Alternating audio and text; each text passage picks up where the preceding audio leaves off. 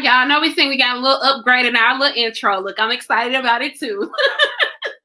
I have been down, y'all, getting over something, and I had time to go in and like just flex my creative skills lately. So, shout out to me anyway. But welcome back to Rich Mama's Club, y'all. Today, I'm super excited because one, y'all, I am like really excited to just be interviewing powerhouse women, moms, entrepreneurs anyway. But I'm really moving into like people who have a certain level of expertise that can really come and give us some gems. Okay. Like, look, I feel like all of our guests have been dropping gems from motherhood to professionalism, entrepreneurship, all of the things. But I'm excited to interview Miss Bre K, who is an operational strategist, a mom of two, and has been married for 18 years. So let me just say, she got some things to tell us here at Rich Mama's Club. So y'all, welcome Miss Bre. Hey, Bre.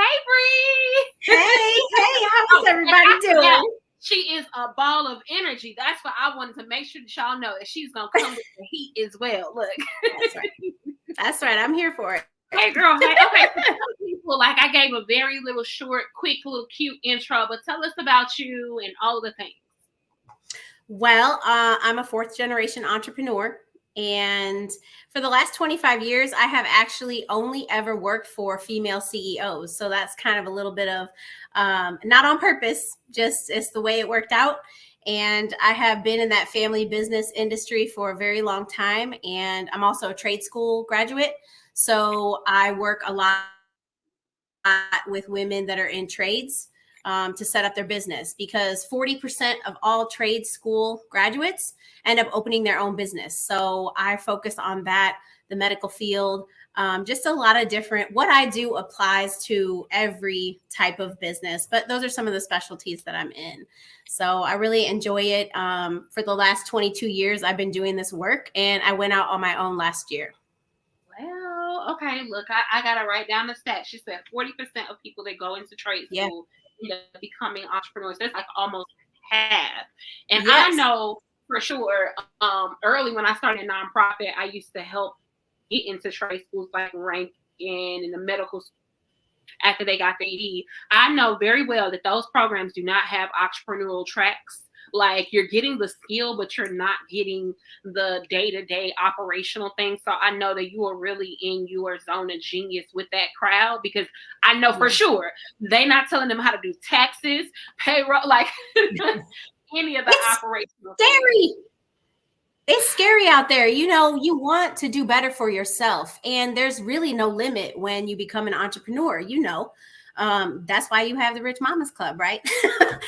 There's just no limit. And I think that that's freeing. But then also, once you get into it, you start to understand like, oh man, I don't really know what this is going to take unless you have a background or have been exposed to it in some manner that was positive too, because a lot of trade schools, I mean, you get set up to apprentice. And so hopefully you have a great apprentice because, you know, if you're not learning from the best, then you're learning all the things that are not great. You know, so I think that that's a huge piece of the trade industry for sure. For sure. So let's go back some. You've been married for 18 years. You have 2 children. Yes. Which came first, the chicken or the egg? No, I'm joking. So like, tell us about your journey, because like you said, you've been in entrepreneurship full time now, doing your own thing for the past year. Well, your particular company, but you've been working with other female founders. So just tell us, how did you get to this point? Let's talk about marrying your sweetie and becoming a mom, and then, you know, throwing business on top of that. Yeah. So I have a twin brother, and my husband was one of my twin brother's best friends. Wow. And so we were all in a mutual wedding together, and I was singing because that's what I love to do on the side for my joy. And he was in the wedding with my brother. And so we ended up hanging out, doing a bunch of wedding stuff together. And we've been together for 22 years and married for 18. And we have a 16-year-old and a 12-year-old, which, woo, they keep me busy. Boys, they're boys too. 2 boys, 2 teenage boys. What is it like raising teenage boys in 2024? Oh, it's a different world. It's a different world, and I've never done this before, so it's a lot of learning. Because I think when you start out as a parent, you're an authoritarian, and you really work to teach your children, like, hey, this, that, and now it's becomes you have to transition into like more of a partnership.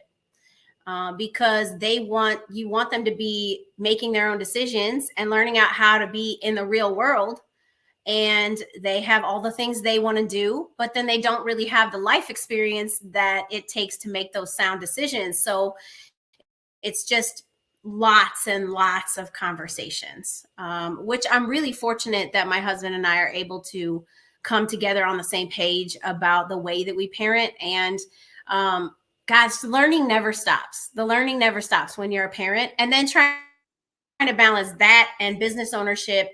I mean, it's the wild, wild west out here. Man, I know it. Don't I know it? Excuse me. Don't I know it? Like, we're having a 3-year-old now, and y'all, okay.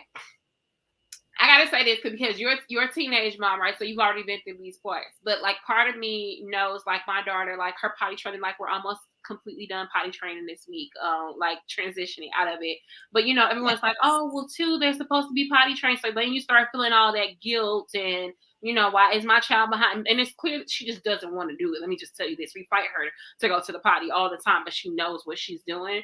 But I also know that I'm just so busy that it was just easier to put a pull-up on her.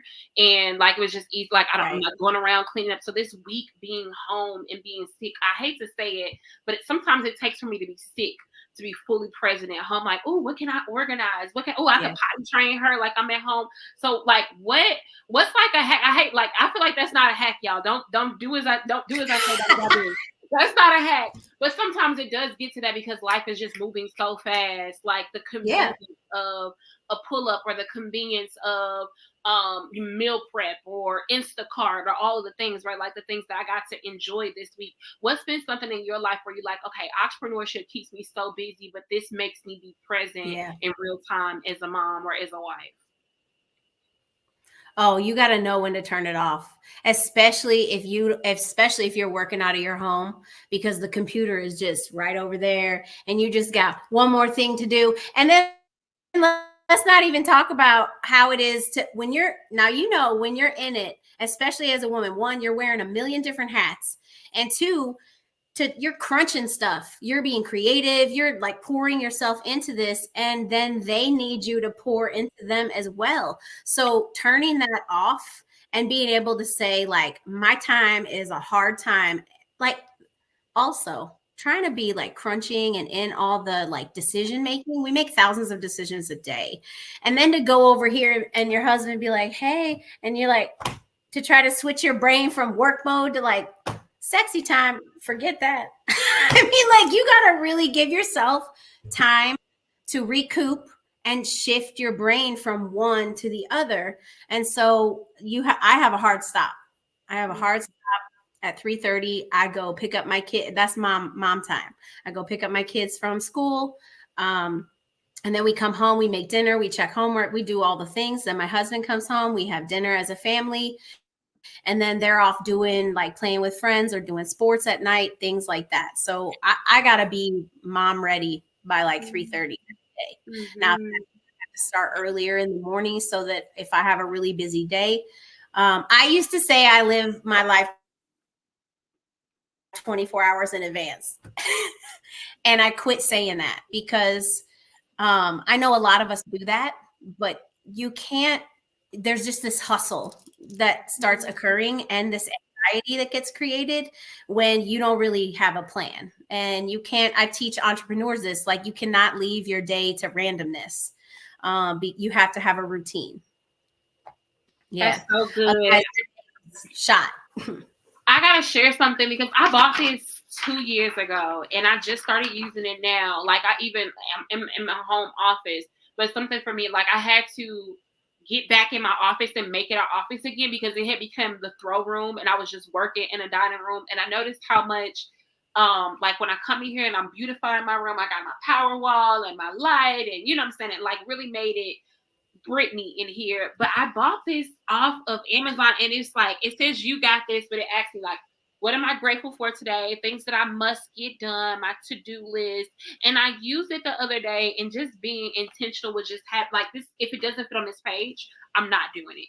So like just really narrowing it down, because before I was Yeah. using my phone or my project management system, and you got unlimited things. So then when you don't hit all those things, sometimes you feel like a failure, or you try to overachieve and then you forget to drink water or exercise or all the other things. So I really love it. Like on this one, it has Yeah. a health and fitness box. It has what I'm eating for breakfast, lunch, and dinner. And the fact that I physically have to write it and it's on my desk, it's been so helpful. So I just wanted to throw that out because I know you're an operational girl too. I'm like, yeah, look, Yeah. go on Amazon and figure out something that, like, if you're a paper girl, because I have Right. Trello and, you know, like Google Form, like all the other things too.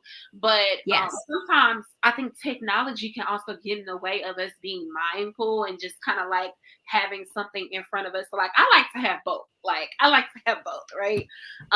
Give us the operational hack, right? From You know what? I love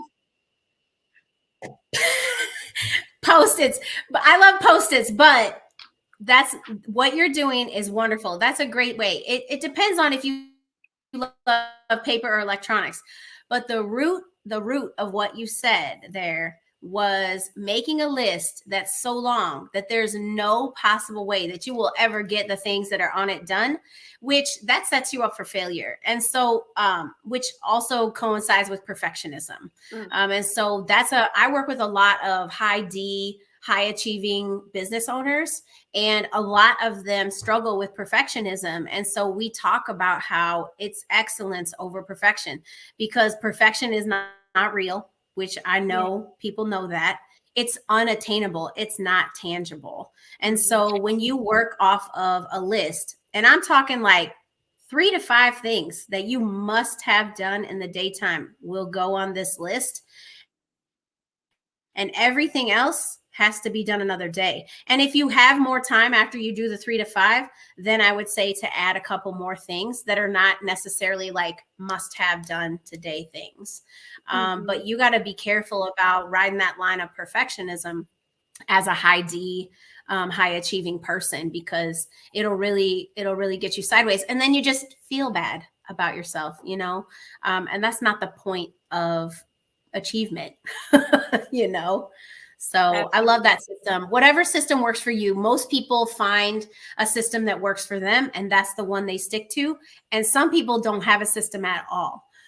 So it's definitely got to implement a system to get things done. I agree. Now we got to go back, because I know what you're talking about with the high D and the high I's, but the folks that haven't tapped into personality assessments, that haven't really done that work yet, explain to them what you're talking about. So it's basically just a high achiever. There's a DISC profile that I don't necessarily use DISC. I am more involved in the Clifton Strengths, and I love it. Yeah, I love it. I love the Clifton Strengths, and that is my jam. And I teach entrepreneurs and teams about their own strengths, because one, as a leader, you have to know who your people are. You have to know who you're working with. And also, there was a time, it was years ago, that I first took the Clifton Strengths test. I guess it was like back in 2019.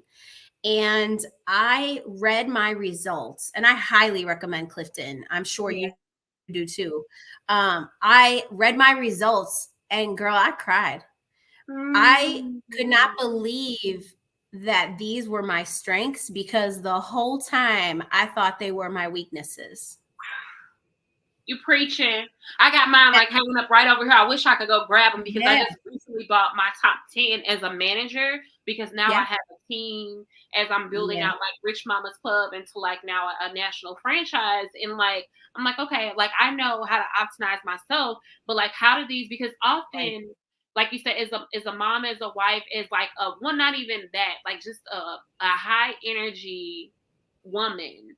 Sometimes you have been told you talk too much, you wear too bright of colors. Y'all know usually I'm a rainbow, like Bre giving it all of the blue and the yellow right now. But like, when you walk in the room and you physically, not physically, but what is it, energetically just take up space.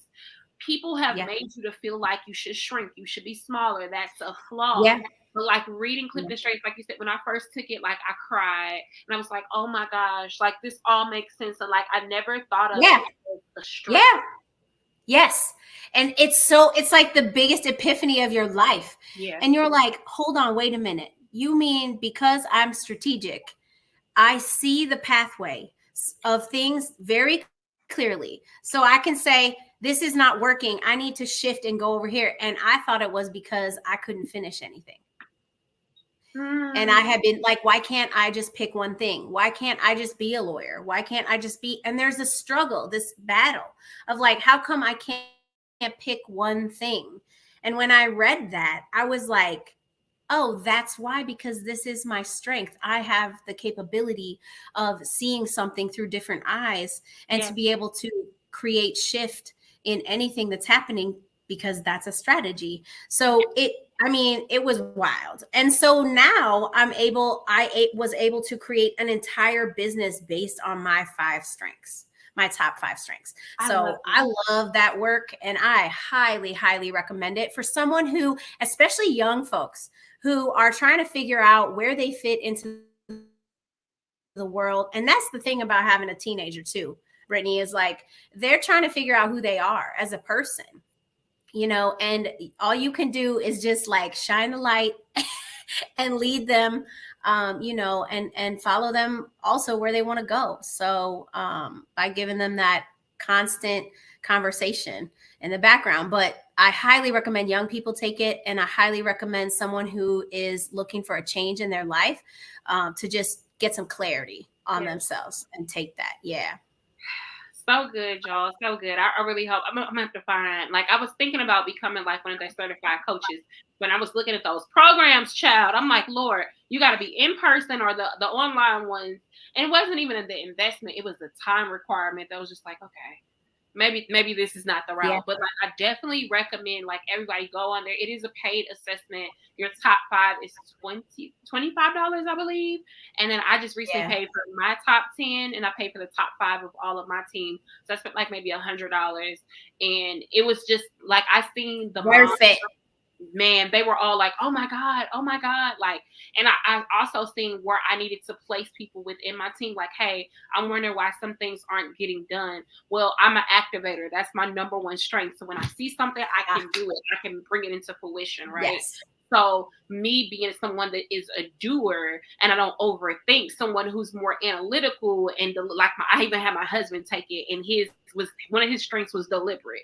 And I promise you, me and my husband, like, we'd be like, I'd be like, why you just can't do it? Why you just can't, like, but he wants to make sure he's making the absolute best decision and thinking about through all the ways. And I am a done is better than perfect person. So sometimes, and we don't never like physically, like not physically, but like even like argumentatively, but I'm like in my head, like, what's up, bro? Like, why didn't you do this? But they overthink. Yeah. But it's like also like learning to think of it as a strength was a different thing. Like, okay, this is it's an analyzing strength. It is. We're fast and they're slow. My husband is the same way. And so like, and I get frustrated sometimes because I'm like, Lord, just decide. Yeah. Make a decision. Yeah, but he's the protector. And see, he makes those decisions methodically and has all the data to make said decision. He's a like measure 3 times, cut once type of person. And so I know. And it's just, Lord be testing you. Because I am just like you. I'm like, let's go, let's do this. I see the possibility. I've already executed like all the things that I can see that's possible because I'm a futuristic person and I'm also a maximizer. Yeah. And I have strategy. So I have like fast and hard. And he's like slow and steady. So it's my balance. And he takes my balloon string and just brings me right back down to town. He's like, hey, now let's not fly away. Come on. Yeah. So, oh my gosh. That's so funny how when you're married, we are opposites, like like you have some similarities, maybe personality wise, like you might be goofy and you can sit and like kind of maybe binge watch a series, something like that. Like you can have those similarities, but like in the practicality of every day, most of the time you marry your opposite. And I feel like that's like also God just showing you like, okay, like somebody needs to be in the day to day. Like I'm not in the day to day, girl. I'm in the high level, like you said, Right. maximizer, activating, and then I need somebody to manage. Like my husband is definitely the manager in our household. Like he can like, Yep. hey, babe, this is how we get it started, and he's gonna make sure it's on it's going afterwards. So which is crazy. So this has been so good so far, y'all. Like I hope y'all taking notes, honey. I hope that you, your husband, your family, like if your children are old enough to take the assessment, you definitely do that as well. Yeah. What is something like I want to even, what's something you want to share that maybe people don't ask you as frequent? You know, I know you MC and then you also like you work with high performing women CEOs. What's something that maybe like people have to pull back the curtain a little bit more before they get to know about you? Well, I mean, it's obvious I'm a super positive person, but the thing that I love to do that just recharges my battery, which, you know, people in our position can burn out really fast because we're such high achieving entrepreneurs. And so I really take time for myself to invest in. I'm a competitive a cappella singer, and I travel and compete. And I've been doing that since I was 19. And so 20 something years now. And it just, the level of joy that I feel when I'm singing and performing. And my mother and grandmother owned performing arts studios. So I've been a professional singer since I was 5, and singing in different groups all around St. Louis. And then I joined this a cappella group, and it is just something that recharges my battery. I can say that when I'm there by myself doing this for me, it is the most present that I am. I don't think about anything else when I'm doing it. And if you can find that for yourself, whatever that is, that's how you can learn how to fill your own bucket instead of relying on external sources to do that for you. And I think that's a really huge piece of just understanding who you are as a person, to knowing that that's what I love. And people who really know me know that I love that. And also, side note, when I started this business, I wanted to be more present with my children. And I feel like that I'm able to be a better mom because I'm not tied to, oh girl, I'm gonna cry. Because I'm not tied to a 9 to 5, and I don't have to answer to anyone but me, and I make my own schedule. You know, and there's caveats to that. Like we said, you got to know when to turn it off and to stop and not answer emails on your cell phone and things like that. That focus mode on the iPhone has saved my life, girl. If you haven't set up the focus mode on your iPhone, do it. Because it stops all the alerts and things from coming in, and it's really helpful. But I'm a singer, and I love that. I love that for you. Look, okay, so much creativity, strategy, all of the things with all of the things within the things, right? So 2 boys, husband, like, okay, I'm really even, I gotta like kind of like push this in here when it comes to building relationships. Like, I want to say past 30, right? Like I'm 33. Yeah. And I see a lot of my friends that are like 35 to like 55 that are really struggling to make new relationships with women and have these horror stories of how this has gone wrong. And I've even, let me just say this past season has been so revelation, like a revelation for me. I'm like making new words, y'all. Like, forgive me, my brain. I've been offline for 4 days. I've been offline for 4 days, and I'm like, easing back in. But I've realized how much people have like leached on to me, and like how some things had to break apart, and even like asking God not to harden my heart for some situations, right? So what is like your advice, you know, because you have female friends, you are out here, like I love, even when I first met you at the St. Louis area diaper bank on the Bloody Mary brunch, like your energy was just like, I was like, oh, we're gonna be cool. I can see this already. Like we're like kindred spirits. So what is your advice to women who have gone through, you know, some friendship breakups and maybe are finding it hard to put themselves back out there? Ooh, going through a friendship breakup is kind of like experiencing a death. And I've like when my brother got divorced, and his ex-wife was my best friend since we were 15, and they were together for 17 years. And that was so hard. That was just one of the things that I've experienced in my life. And I can say, to everybody out there who's experiencing like wanting to shift the people that are around them in their circles, you have to get really good at seeing givers and takers. And recognizing who is taking from you and not replenishing, and who is giving to you. That's that mutual exchange, right? And it's when you leave a situation and you feel drained, exhausted, tired, that's a taker. And when you leave a situation, you feel like, man, I could do that all day. I love her. We just connect. We like, that's the vibe. And that's a giver. And that's a person that you could be with and you would not get exhausted or tired from that person. And the second piece to that is authenticity. Like, because if you're out here not being you, and in all fairness, some people don't sometimes never get to really know who they are. And that's right. And so first and foremost, understand who you are as a woman, as a person, understanding what you love, who you are, who your people are, who you want to surround yourself with, and having that intention is first and foremost. And then the authenticity piece. I do not do fake. And when people always are attracted to me because of my energy, and I'm very authentic, and I'll just tell you like it is, in my very loving way. But I am as authentic as they come. And I surround myself with people that are also feel comfortable to be who they are. And that's just a part of meeting people where they are, Yes. I love that. So definitely, and I think authenticity and like real are like really being thrown around a lot now.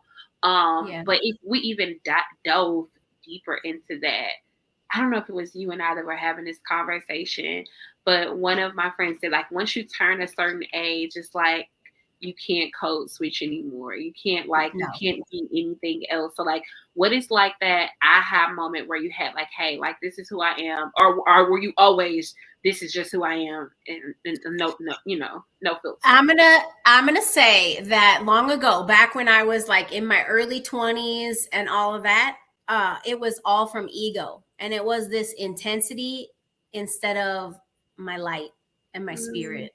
And learning when you're being in your ego and your spirit are also foundationally coming into your authenticity.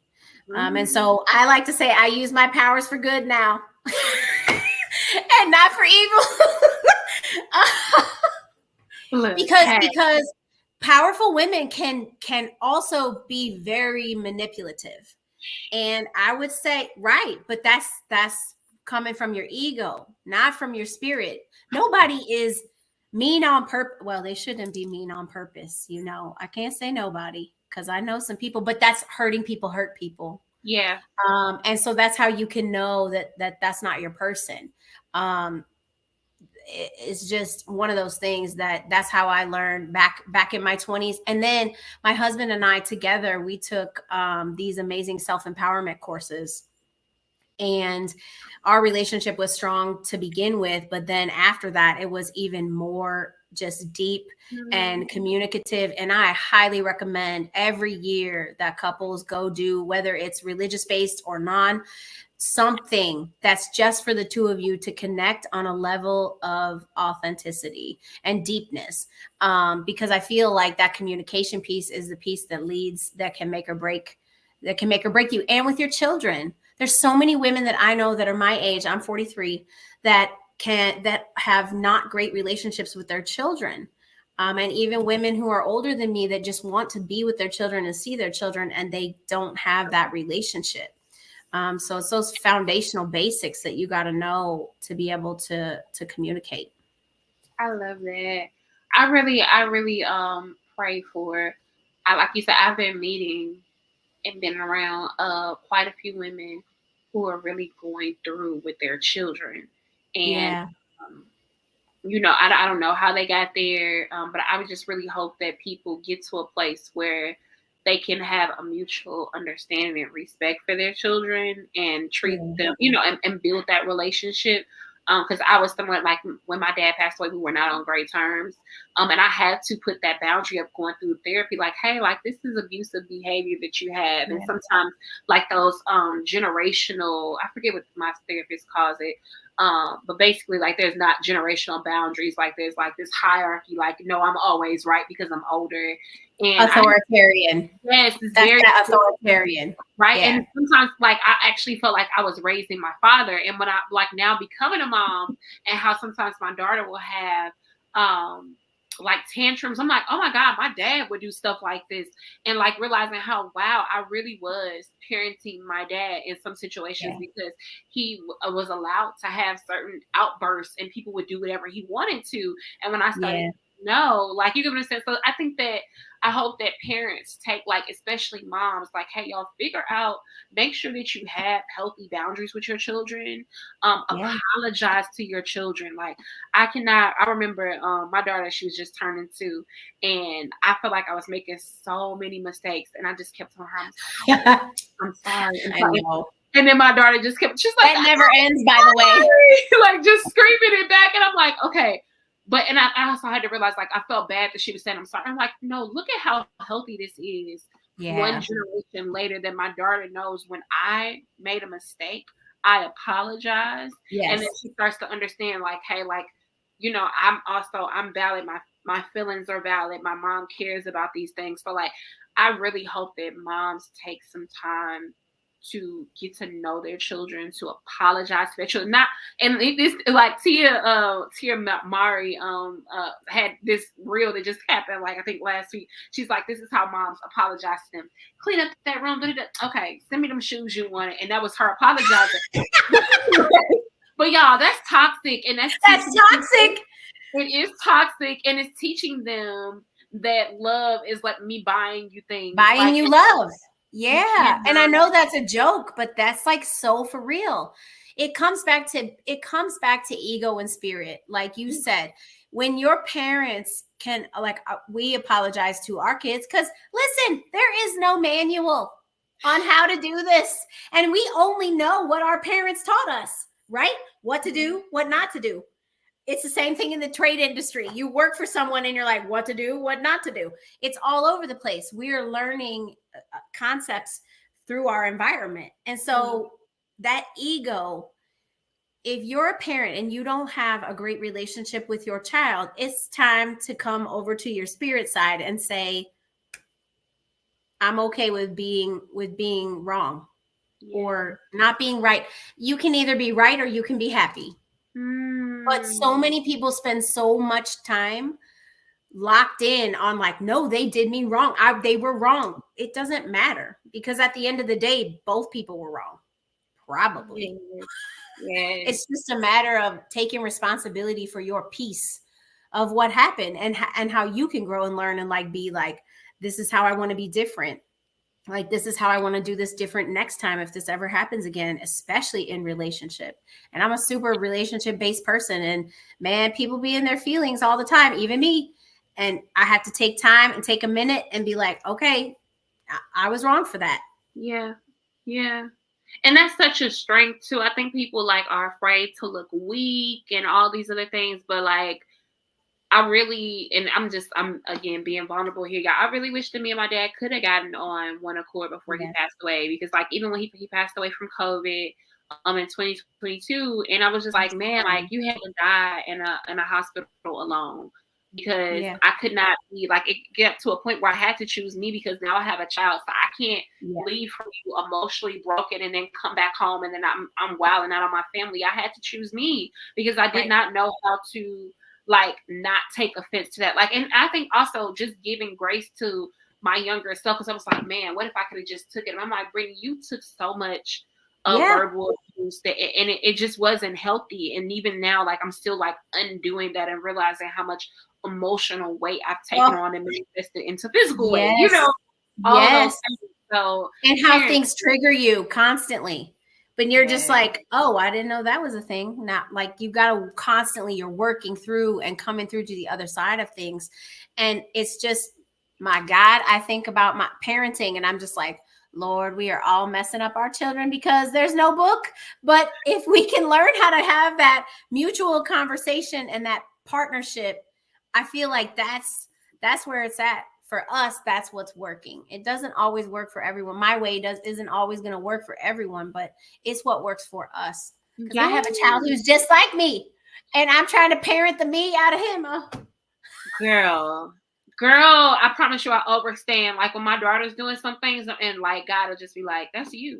I'm like, "Was I this bad?" Like just like her attitude, her wanting to do everything by herself. Like I just see so much of her independence, and then I also see how like sometimes like when my behavior is off whack, and I'm like, "Oh, your daughter do stuff like this, Brittany. Like it's time for you to, do some inner work and some mindfulness, like and really looking at that." So I'm so grateful that we take enough time to reflect on, things that we could do better.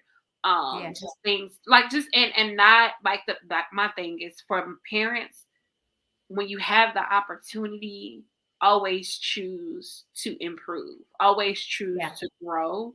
Like I think some people are afraid of change so much that you don't realize that change is actually a good thing. Well, one, change is inevitable, right? You can choose or it's going to happen anyway.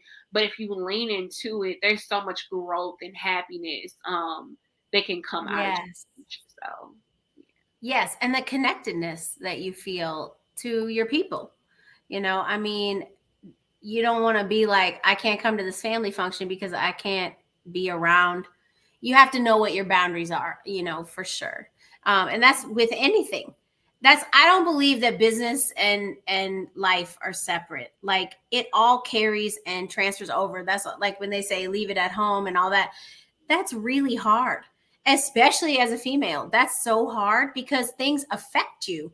There are days where it's hard here with our oldest because he's a teenager and he wants what he wants, and I have to put my foot down, and I need to do that. But also there are ways that I do things sometimes it doesn't make me feel good, and then I have to go back, I have to reflect, I have to be sad, and I have to go back and talk to him about it. But that affects my workday sometimes.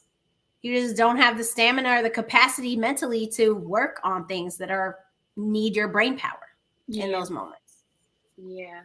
There was something else. I was talking to another mom and she was just saying, like, she read this one lady, she said, "I hope that my children never need therapy." And I was like, I really hope that people don't think like that. I think all of our, like, what we could do is lay a foundation because, like you said, we're all messing up our children in some type of way, right? They're going to need to learn how to undo and unlearn some stuff because, like you said, we're all doing the best thing that we can. But we can also foster a culture of like, hey, if you need some help, go get you some help, right? Yes. Like, I'm the one to lead the way. Like if I need a tune up, look, my therapist already know when we have our session, like, hey, we've been together 6 years now, so it's like she just knows where all the bodies are buried. But I know how much I have grown from investing in that relationship. But that's a beautiful thing to say because I wholeheartedly agree with you. And if there wasn't such a stigma around it, like as parents of this generation, if we can remove the stigma of what it is to empower yourself, because that's really all that therapy is. It is empowering you to make your own decisions about how you want to live your life, how you want to raise your children, how you want to handle things that have happened to you. Like that is key. And my husband and I, like another fun fact about us, like we stopped doing Christmas, like hardcore Christmas years ago with the kids, and we just get them a trip to go somewhere and we have experiential holidays. And so I talked to my husband and I said, listen, our kids are getting old enough to now where we can go to these empowerment seminars and summits and courses and things, and they can come with us. And we need to be implementing these, giving them the tools that we're raising them with, but they need to experience that whole side of empowerment and being in those kinds of environments and listening to how people talk, how people speak says so much about what they believe. Yes. And I think that is just teaching them how to pick great relationships and how to be in really connected with other people, with their peers, you know? Yes. Oh, you said so much. Oh, this has been so good, y'all. This is so good. Bree, we are coming up on our rounding out. I want to give you flowers, but before I give you flowers, I want to give you some time to think about anything that you have going on that you want to share with the audience, how they can connect with you, if you have any projects, or just who would be ideal to work with you. So be thinking about that. But I just want to give you flowers because, like I said, I've been seeing you consistently online since we've met each other. You always have sunshine energy. Like I love like being around other people that bring good energy and not just take the energy. Like, as you know, being a person that is positive and connect with other people. I haven't felt any like hidden agendas or anything. So I just want to thank you for being that ray of sunlight, being consistent, and just carrying the essence of who you are. Like flawlessly. So like just been thank you. Beautiful. So I wanted to give you flowers around that. Now tell the folks how they can tap in with you. What are you working on, and who is ideal to work with you? Yeah, so I've just released some online courses about goal setting, and not just goal setting, but goal getting. And so it teaches, there's a 34-page workbook that goes with that. Also, to anybody who's listening, I know burnout is a huge thing. And I published a coloring book last year for women in business. And so I have a free coloring page download that they can get on my link on my links in Instagram, which is just at Hey It's Bre K, and that's BREK. And that's really what I'm working on. I do a lot of one-to-one work. I do a lot of strategy calls with people. There are tons of different ways that you can work with me. If you just have a question, or you want to do a discovery call with me, all my links are on my Instagram and you can connect with me there. But I just love working with business owners that have been in business for maybe 3 years, typically female, and they're just reaching their own personal ceiling and they really need some help organizing and taking a page back and seeing the things that maybe are not working as efficiently as they should. I work with a lot of people in the medical industry, in the trade industries, all of that. So I'm just event spaces. I mean, it cross applies to any industry really. And I work with a lot of consultants actually too. So I'm here if you need me. If she's here, if you need her, I'm going to go find that coloring page because that's all my brain stopped there because I love to color. It is a great decompressor. I think it's awesome. Yeah. Y'all can check out her free coloring page. And if you need assistance with operational strategy and just efficiency, I would love for you guys to reach out to Miss Bree. And thank you so much for tapping in with us today, you guys. If you want to learn more about Rich Mama's Club, and I'm so excited. This is the first episode that I'm doing since we just recently got our fiscal sponsorship with the Tech Artista Foundation. So I'm so excited, you guys. What that means, if you are not familiar with fiscal sponsorship, is basically we are partnered with the 501c3 nonprofit, which is the Tech Artista Foundation, and now we can apply for grants and accept sponsorships from corporations. And I have had so many great relationships with corporate partners who are like, okay, we need 501c3. So now we have 501c3 status through the Tech Artista Foundation, and I'm so excited for our new projects that'll be coming up for the end of the year and 2025, which is going to be so great.